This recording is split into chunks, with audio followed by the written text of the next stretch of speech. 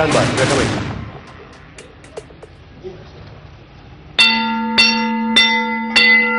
घमासान में आपका स्वागत है। हम यहां पर मौजूद हैं देवभूमि उत्तराखंड में। यहां की तहजीब और यहां का जो सभ्यता है वो आपके सामने है। इस देवभूमि उत्तराखंड की तारीफ यह है कि यहां पर गंगा और यमुना दोनों की उत्पत्ति होती है। इतना ही नहीं, ये वो जगह है जहां पर कहा जाता है कि ऋषि व्यास ने महाभारत लिखी थी। चुनावी महाभारत छिड़ी है, इसलिए इंडिया टीवी घमासान के साथ हाजिर है। हमारे साथ कौन कौन अतिथि है? सबसे पहले रमेश पोखरियाल निशंक जी हैं। इनको इंट्रोडक्शन की आवश्यकता नहीं है, लेकिन रमेश जी बड़े कद्दावर नेता हैं, बीजेपी के पूर्व मुख्यमंत्री रह चुके हैं और इस बार जमकर पार्टी के लिए काम कर रहे हैं। कहते हैं कि सब्जी बगैर तड़के के अधूरी है, उत्तराखंड की राजनीति बगैर समाजवादी पार्टी के अधूरी है। विनोद बर्थवाल जी हमारे साथ हैं, स्वागत है आपका। विनोद जी से हम बातचीत करेंगे और अब से कुछ ही क्षणों में हमारे साथ हरीश रावत जी भी जुड़ने वाले हैं। लेकिन अपने दर्शकों को बता दें, बड़ा सवाल यह है आज की इस तारीख में, वो ये है कि आखिर क्यों मायने रखता है देहरादून उत्तराखंड की राजनीति में? क्यों मायने रखता है देहरादून उत्तराखंड की राजनीति में, ये जानते हैं सबसे पहले।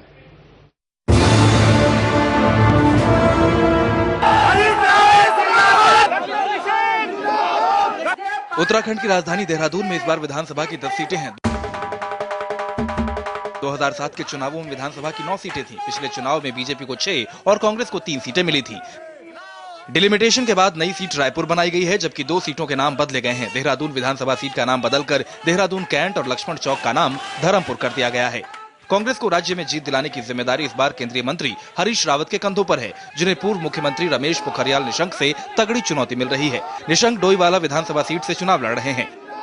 डोईवाला के अलावा विधानसभा की बाकी सीटें हैं चक्राता, ऋषिकेश, विकासनगर, सहसपुर, धर्मपुर, रायपुर, राजपुर रोड, देहरादून कैंट और मसूरी। देहरादून के लोगों के लिए इस चुनाव में मुख्य मुद्दे हैं शहर में चरमराता ट्रैफिक सिस्टम, विकास, भ्रष्टाचार, पहाड़ी इलाकों में पानी की समस्या और बेरोजगारी। तो शुरू होता है देहरादून से घमासान लाइव। देहरादून और उत्तराखंड का महत्व आप समझ गए होंगे, लेकिन अब हम बात करते हैं हमारे शो के पहले अध्याय की, और यह अध्याय है 5 मिनट में 5 सवाल। यानी कि 5 मिनट में हमारे जो नेता हैं एक दूसरे से सवाल पूछेंगे। 5-5 सवाल पूछने हैं, जवाब देने होंगे सिर्फ 30 सेकंड में। अगर 30 सेकंड में जवाब नहीं दिया तो फिर यहां पर ये साहब गोंग बजा देंगे और तब इनको चुप होना पड़ेगा। लेकिन सबसे पहले सेगमेंट की शुरुआत करते हैं और हमारे साथ रमेश पोखरियाल जी हैं। सवाल आप क्या पूछेंगे? हमारे हरीश भाई रहते तो उनसे सवाल पूछते। हमारे बड़े भाई हैं विनोद जी, ये बताएं कि कांग्रेस ने इतना अत्याचार क्यों उत्तराखंड पर किया? आपसे सवाल यह कि कांग्रेस ने अत्याचार क्यों किया? कांग्रेस का जन्म ही अत्याचार के लिए हुआ। अभी है नहीं तो इसलिए सब लोग खिंचाई कर रहे हैं। नहीं, ऐसा नहीं है। हम तो खुल के बोलते हैं। कांग्रेस पार्टी जिन विचारों के साथ थी, आज वो विचारों से भटकी हुई पार्टी है। और उत्तराखंड में जो घमंड और जो उसमें अहम है, वो अहम जो है उसे वो नीचे गिरा रहा है पूरा कांग्रेस पार्टी को। तो हम ये कहना चाहते हैं कि जो चेहरा, जो चरित्र उत्तराखंड का होना चाहिए था, वो कांग्रेस पार्टी अपने शासन में नहीं कर पाई। बीजेपी का शासन था, बीजेपी के शासन पर कोई सवाल आपके साथ? रमेश जी यहां पर है। राजधानी कहां हो और क्यों नहीं हुई? जवाब दीजिए रमेश। आपको मालूम है कि हमने राजधानी के लिए एक आयोग गठित किया है और विधानसभा तय करेगी। हम बिल्कुल सहमत हैं कि जो भी विधानसभा में सभी दल मिलकर के तय करेंगे वहां राजधानी होगी स्थायी रूप में। आपका अगला सवाल? अगला सवाल यह है कि इस कांग्रेस का क्या किया जाए जिसने 50 साल में हमको राज्य नहीं दिया, और राज्य देने के बाद जब अटल बिहारी वाजपेयी ने राज्य भी दिया, औद्योगिक पैकेज भी दिया, तो उन्होंने हमारा पैकेज ही छीन करके एक और छुरा घोंपा। क्या करना चाहिए कांग्रेस का? ये क्या सवाल इसलिए ज्यादा आ रहे हैं आपके पास कांग्रेस की कि वो नहीं है, या फिर वजह ये है कि आप केंद्र में उनके साथ हैं? नहीं, ऐसा नहीं है। डॉक्टर साहब विद्वान आदमी है, पर मैं ये कहना चाहता हूं कि कांग्रेस पार्टी ने वास्तव में ही आर्थिक पैकेज, जो उसका औद्योगिक पैकेज था, उसकी सीमा घटाई है। और ये भी मैं कहना चाहता हूं कि डॉक्टर साहब कहते हैं कि भाई उसका क्या किया जाए। क्या तो जनता को जाना चाहिए, उसे हरा के अपने घर में बैठा दे। आपका क्या सवाल है रमेश जी? मेरा सवाल यह है कि कांग्रेस और बीजेपी में बेसिक अंतर क्या है? अफसरशाही इनके राज में क्यों नहीं कंट्रोल हुई? आप दोनों में कोई खास अंतर नहीं है, अफसरशाही आपके में भी रही। विनोद भाई को मालूम है कि जमीन और आसमान का अंतर है कांग्रेस और उसमें। एक पहला सवाल तो कांग्रेस ने 50 साल में राज्य नहीं दिया, हमने राज्य दिया। कांग्रेस ने इस राज्य को सर्वाधिक, इस क्षेत्र को सबसे पिछड़ा क्षेत्र में धकेला हुआ था। आज हम विकास की गति को 2.9% से 11.3% लेके गए हैं। देश का दूसरा विकासशील राज्य है। हमारी ब्यूरोक्रेट पर पकड़ है, तभी तो हम देश का दूसरे नंबर का राज्य बने हैं विकासशील। आप इनकी सवालों के जवाब से संतुष्ट हैं? कितने लोग यहां पर संतुष्ट हैं और कितने लोग हैं जो असंतुष्ट हैं? अब हम आपके पास आ रहे हैं, आप असंतुष्ट हैं। आपके पास कोई सवाल, किसके लिए आपके पास सवाल है, बताइए। मेरा बीजेपी से सवाल है। मैं कर्मचारी हूं और कर्मचारी नेता हूं। बीजेपी ने वादा किया था कि सारे कर्मचारियों को, संविदा तदर्थ वालों को नियमित करेंगे। शासन आदेश निकाला है नियमित करने का, लेकिन उसमें लिखा गया है कि जिन पदों पर रिक्त पदों पर नियमित किया जाए, और घोषणा कर दी कि सारों को नियमित कर दिया। लेकिन नियमित वही हो रहे हैं कि जो सचिवालय में इन लोगों ने रखे, जो नेताएं थे, इन्होंने जब राजधानी बनी, उत्तराखंड बना, इन्होंने सब अपने अपने घरों पर रखा और उनको नियमित करने का एक पद का वो कर दिया कि रिक्त पदों पर दुरुपयोग कर दिया। आप अपने पद का दुरुपयोग कर रहे हैं, सीधा सीधा आरोप है आप पर। बात तो मैं इनके सिरे से खारिज कर रहा हूं, और यदि ये कर्मचारी हैं तो मैं जरूर चाहूंगा कि अपनी सीमाओं में रह करके बात होनी चाहिए, क्योंकि अनुशासन भी कोई चीज होती है। दूसरी बात, यदि ये कर्मचारी हैं, कर्मचारी नेता हैं, तो इनको मालूम है कि देश का पहला राज्य है, छोटा राज्य, जिसने 6वें वेतन आयोग की सिफारिशों को लागू किया। यह पहला राज्य है जिसने जो अपने कर्मचारियों को देश के सर्वाधिक सुविधाओं को देता है।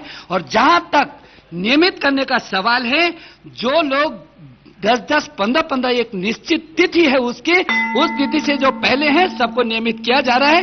इनका यह आरोप बिल्कुल गलत है। विनोद जी, आपको लगता है ये सही बोल रहे हैं? बताइए। ऐसा है, मुख्यमंत्री डॉक्टर निशंक साहब तो बातों के जादूगर हैं, इसमें तो कोई दो राय नहीं, परंतु उनका सवाल भी मौलिक सवाल है, और अगर उसकी पीड़ा है तो उस पीड़ा का कहीं ना कहीं निदान होना चाहिए। उस पीड़ा का निदान होना चाहिए। अगला सवाल किसका है यहां पर, बताइए, क्या सवाल है आपका? सर, मेरा सीधा सवाल मुख्यमंत्री निशंक जी से जाए कि पहाड़ों से जो तेजी से पलायन हो रहा है, इसके लिए इनके पास क्या नीति है? बिल्कुल, बहुत बढ़िया सवाल है। इस सवाल का क्या जवाब होगा आपका? क्या सवाल? इनका सवाल था जो पलायन हो रहा है पहाड़ों से, उसका क्या जवाब है? हाँ, उसका जवाब यह है कि पहाड़ों पर जो औद्योगिकीकरण नहीं हो सकता है, तो जो हमारे संसाधन पहाड़ों पर हैं, पलायन तब तक नहीं रुक सकता जब तक कि हम वहां के अनुरूप ऊपरी हिमालय, मध्य हिमालय, इन 2 हिमालयों को, तराई को छोड़ करके जब तक उसका नियोजन नहीं करेंगे तब तक नहीं हो सकता। और वो नियोजन हमने किया है। फूलों का उत्पादन करना, जड़ी बूटी का करना, वनों पर आधारित करना और पानी और जवानी का समन्वय करना। ये पहला राज्य है जिसने 150 करोड़ रुपए का पुष्पोत्पादन कर रहा है। जड़ी बूटी के उत्पादन में हमने उसके समर्थित मूल्य को सुनिश्चित कर दिया। मेरा भरोसा है कि 50,000 किसानों को जड़ी बूटी से जोड़ा, उससे निश्चित पलायन रुकेगा। आप जब सरकार में आए थे 2007 में, तब करीब 5 लाख लोग अनएम्प्लॉयड थे, अब 7 लाख हो चुके हैं। लेकिन आपको मालूम है, राज्य बनने के बाद हमने 2 लाख लोगों को नौकरी लगाई। यदि राज्य नहीं बनता तो 2 लाख लोग भी पलायन करते। अगला सवाल किसका है यहां पर? कोई सवाल पूछेगा? कई लोग जी। जो पूर्व सैनिक कल्याण निगम है, उसके तहत कुछ बीएड प्रशिक्षकों को रखने का एक उनको ठेका दिया गया था, और जबकि वो किसी निजी संस्था को दिया जाता तो बहुत अच्छा प्रबंधन व्यवस्था होती। वहां पूरी धांधली हुई है, जहां तक लोगों में असंतोष है, और मैंने देखा है युवा बहुत त्रस्त है इससे। तो उसका क्या? धांधली हुई है और युवा त्रस्त है उसके साथ। यदि धांधली हुई होगी तो उसकी जांच होगी, जिसने धांधली किया होगा उसके खिलाफ कार्रवाई होगी। कार्रवाई हुई अभी तक नहीं, धांधली यदि सामने आएगी तो जांच होगी। अभी तक तो कोई विषय आया हो तो जांच के बाद उसके खिलाफ कार्रवाई तो निश्चित है। यानी कि आप सुन रहे हैं, यहां पर सवाल जवाब का ये दौर चल रहा है। कितने लोग यहां पर निशंक जी ने जो कुछ भी कहा उससे संतुष्ट हैं?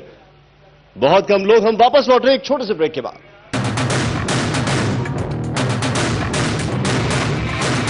तो हम शो की फिर से आपको बता दें, हम वापस लौट रहे हैं ब्रेक के बाद, और हरीश रावत जी हमारे साथ जुड़ गए हैं। कांग्रेस के बड़े कद्दावर नेता हैं, दिल्ली में भी पहचान है और यहां पर उत्तराखंड में भी पहचान है। जब आप नहीं थे तो बड़े सारे सवाल जवाब का दौर चल रहा था, और बड़े सारे सवाल आपसे निशंक जी पूछना चाह रहे थे। और सिर्फ 30 सेकंड है आपके पास सवाल का जवाब देने के लिए। फिर आप भी सवाल पूछ सकते हैं, नहीं आप भी पूछ सकते हैं। हमारे राउंड का कुछ ऐसे रूल्स हैं। सबसे पहले निशंक जी, आपने जो सवाल उधर दागे थे, थोड़ा इधर बताइए। हरीश भाई को तो मालूम है कि कांग्रेस ने 50 साल तक मणिपुर, मिजोरम, त्रिपुरा, नागालैंड, अरुणाचल, हिमाचल जैसे राज्य दिए, उत्तराखंड क्यों नहीं। नंबर 2 कि औद्योगिक पैकेज देने के बाद भी देश के इतिहास में ये शर्मनाक उदाहरण पहला है कि कांग्रेस ने उसको छीना। और तीसरा कि 5-5 सांसद। जी जी देखिए, बिल्कुल गलत बात है। ये सारे राज्य कांग्रेस ने बनाए। इन राज्यों के लिए स्पेशल प्लानिंग, जिसके तहत जो है विशेष राज्य का दर्जा सारे पर्वतीय राज्यों को दिया गया है, वो कांग्रेस की सरकारों ने दिया। और जो जिस पैकेज की बात श्री निशंक कह रहे हैं, हमने पंजाब में जहां ये सरकार में सम्मिलित हैं, उस सरकार के विरोध के बावजूद, उनके कोर्ट में सुप्रीम कोर्ट में जाने के बावजूद भी केंद्र सरकार ने एक संशोधित आदेश निकाला। जितनी इकाइयां लगी हुई हैं यहां पर, उन इकाइयों को, वो इकाइयां यदि अपनी कैपेसिटी का विस्तार करती हैं तो उन पर भी एक्साइज छूट दे ही रहेगी। तो इस तरीके से हमने जो पंजाब के विरोध के बावजूद एक्सटेंड नहीं किया जा सकता था, उनके विरोध को नलीफाई करते हुए उत्तराखंड को फायदा दिया। आपका समय समाप्त हो गया। आपका सवाल निशंक जी से एक सवाल। जी, मैं निशंक जी से ये पूछना चाहता हूं कि क्या कारण है 2002 से 2007 तक जो राज्य सरपट विकास की दौड़ में आगे बढ़ रहा था, एक अग्रगणी राज्य के रूप में दिखाई दे रहा था, उसका विकास बिल्कुल थम गया, ठप हो गया और इस समय विकास शून्यता की स्थिति है। यदि स्थिति है किसी चीज की तो राज्य में सर्वत्र गंगा से, कुंभ से लेकर के स्टूर्जिया से लेकर के दैवीय आपदा तक भ्रष्टाचार ही भ्रष्टाचार दिखाई दे रहा है। भ्रष्टाचार के आरोप लग रहे हैं आपके ऊपर, विकास रोक दिया आपने। 1000 नहीं, लाख नहीं, करोड़ों बिल्ली जो चूहे खा करके, बिल्ली क्या कहते हैं, हाँ, और बहुत खतरनाक बात है। मैं ये कहना चाहता हूं कि कुंभ हाईकोर्ट ने सिरे से खारिज कर दिया, स्टूर्जिया प्रकरण हाईकोर्ट ने, सुप्रीम कोर्ट ने कर दिया, उसके बाद भी कहते हैं तो ये तो कोर्ट की अवमानना है। नंबर 1। नंबर 2, जो मैं कह रहा था कि हाँ आपने नहीं बनाए, इतने राज्य बनाए, उत्तराखंड नहीं बनाया, तो ये तो मैं कह ही रहा था कि अन्य राज्य आप बना सकते थे, हमारा क्यों नहीं बनाया, औद्योगिक पैकेज क्यों छीना। आप कई सारी बिल्लियां खा चुके हैं, ये केंद्र पे भी आरोप है और अब आप मंत्री भी हैं। सूप कहे सो कहे, छलनी क्या कहे जिसमें 6 छेद। जिस पार्टी के राष्ट्रीय अध्यक्ष को लोगों ने कैमरे के सामने जो है घूस लेते देखा, जिनके केंद्रीय मंत्री को कैमरे के आगे लोगों ने, दुनिया ने घूस लेते देखा, जिन्होंने शहीदों के कफन में कमीशन खोरी कर दी, वो पार्टी यदि दूसरी पार्टी की तरफ अंगुली उठाती है। मैं स्टूर्जिया जानता हूं, श्री निशंक की दुखती हुई रग है, मैं उसको छूना नहीं चाहता था, लेकिन ये सत्यता है कि सम्मानित हाईकोर्ट ने जिस तरीके से स्टूर्जिया वाले मामले में कहा कि इसमें जबरदस्त घोटाला हुआ है, अनियमितता हुई है, अधिकारियों को फटकार लगाई है। निशंक जी सौभाग्यशाली थे कि इनको हाईकोर्ट ने बख्श दिया और ये अब उसको अपने लिए, कि हाईकोर्ट ने इनको माफ कर दिया, उसको अपने लिए एक सर्टिफिकेट के तौर पर इस्तेमाल कर रहे हैं, जबकि इनके प्रशासन पर गंभीर अनियमितताओं के स्टूर्जिया के मामले में दामन आपका भी साथ नहीं। गलत बात है, इसको मैं सिरे से खारिज कर रहा हूं। और हाई कोर्ट और सुप्रीम कोर्ट की भी अवमानना है। सुप्रीम कोर्ट ने भी उसको सिरे से खारिज किया। और ये मैं कहना चाहता हूं हरीश भाई को, इसको आगे के लिए भी थोड़ा सा संशोधित करें। और दूसरी बात, जिस पार्टी के सारे मंत्री जेल के अंदर हो, जिसके लाइन लगी हुई हो, अभी कितने जाने यही पता ना हो, ये छोटी बात कहकर के मुझे अच्छा नहीं। आप छोटी बात नहीं कह सकते क्योंकि आपके मंत्री अपने जेल में। मैं बड़ी बात कह रहा हूं इसीलिए कि इनके मॉडल स्टेट के मॉडल मुख्यमंत्री सी येदियुरप्पा जेल यात्रा कराए और कुछ और लोग लाइन पर हैं, वो बच गए। मैं खैर उन सब बातों का जिक्र नहीं करना चाहता, लेकिन मैं इतना कहना चाहता हूं, यदि स्टूर्जिया वाले मामले में जो कुछ हम लोग कह रहे हैं वो न्यायालय की अवहेलना है, तो भारतीय जनता पार्टी साहस दिखाए, हमारे खिलाफ कोर्ट में जाए। आप जब नहीं थे यहां पर तो बहुत सारे लोग आपसे सवाल पूछा जा रहे थे, आप पूछा जा रहे थे, बताइए। मेरा हरीश रावत जी से सवाल है कि जो हमारे भारतीयों का 70 लाख करोड़ रुपया जो विदेशों में जमा था और फ्रांस सरकार ने उन 738 लोगों की जो लिस्ट दी, उस पर सरकार ने क्या किया। दूसरा, दूसरा एक मेरा सवाल रावत जी से और है कि एक इनके माननीय जो दिग्विजय सिंह हैं, उन्हें हर जगह एक आरएसएस का सांप क्यों दिखाई पड़ता है? सवाल आपसे है कि उनको हर जगह आरएसएस का सांप क्यों दिखाई देता है? आजकल भारतीय जनता पार्टी को सपने में भी जो है श्री दिग्विजय सिंह नजर आते हैं और आरएसएस को भी नजर आते हैं। इसमें मैं उनकी कोई मदद नहीं कर सकता। हाँ, जो उन्होंने सवाल किया है कि हमारे काले धन को जो विदेशों में पड़ा हुआ है उसको वापस क्यों नहीं लाया गया, अच्छा होता आप श्री निशंक से पूछते। जब आपकी सरकार थी 6 साल में, तो उस समय आप कितना काला धन विदेशों में जो जमा है उसको वापस लाए। और मैं आज आपके सामने दावे के साथ कह सकता हूं कि हमारी सरकार 36,000 करोड़ रुपए के काले धन की वसूली कर चुकी है। 748 लोगों की जो लिस्ट मिली थी उन सब के खिलाफ प्रोसिक्यूशन लॉन्च हो चुका है। लेकिन नाम किसी का नहीं बताया। नाम इसलिए नहीं बताया क्योंकि अंतर्राष्ट्रीय करार के तहत उसकी पब्लिसिटी करने की मनाही है। हम अंतर्राष्ट्रीय करार की अवहेलना नहीं कर सकते हैं। हमने वो लिस्ट सम्मानित सुप्रीम कोर्ट को दे रखी है और माननीय सुप्रीम कोर्ट चाहे तो उन नामों को पब्लिश कर सकता है। कुछ और सवाल यहां पर आप पीछे कुछ पूछे, बताइए क्या सवाल है आपका? मैं हरीश जी से पूछना चाहता हूं कि अभी कांग्रेस पार्टी ने अपना घोषणा पत्र जारी किया है, उसमें कहा है कि हम पेट्रोल डीजल यहां सस्ता कर देंगे, बेरोजगारी भत्ता देंगे। सेंटर तो 12-12, 13-13 बार पेट्रोल डीजल के दाम बढ़ाता है। ये जो हमारा उत्तराखंड में राजस्व का घाटा होगा वो पूरा कहां से करेंगे? वहां दाम बढ़ाते हैं, यहां कम करने की बात करते हैं, कैसे होगा? आप इंतजार करिए, हमारी सरकार बनने दीजिए। हम न केवल वैट हटाएंगे डीजल पेट्रोल से, बल्कि हम संसाधन भी जुटाएंगे। जो विकास भाजपा के शासन में ठप पड़ा था, आपके जनरल खंडूरी जी ने आते ही थम जा का आदेश दिया था, विकास थम गया था, हम उसको आगे बढ़ का आदेश जारी करके उसको आगे बढ़ाने का काम करें। लेकिन जहां पर आपकी सरकार है राज्यों में, वहां पर तो आपने नहीं हटाया।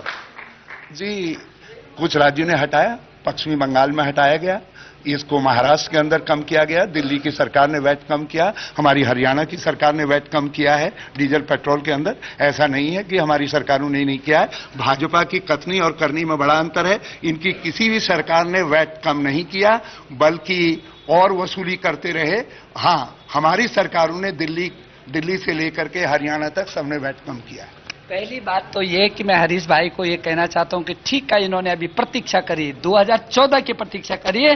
दिल्ली में वो सरकार भी उखड़ करके भारतीय जनता पार्टी की सरकार आने वाली है और इधर तो हमारी सरकार आएगी। दूसरा सवाल मैं ये कहना चाहता हूं, विकास के आंकड़े यदि भौतिक और वित्तीय देखा जाए तो 5 साल में इनकी सरकार ने चौराहे पर खड़ा किया। कई सारे वादे किए जा रहे हैं।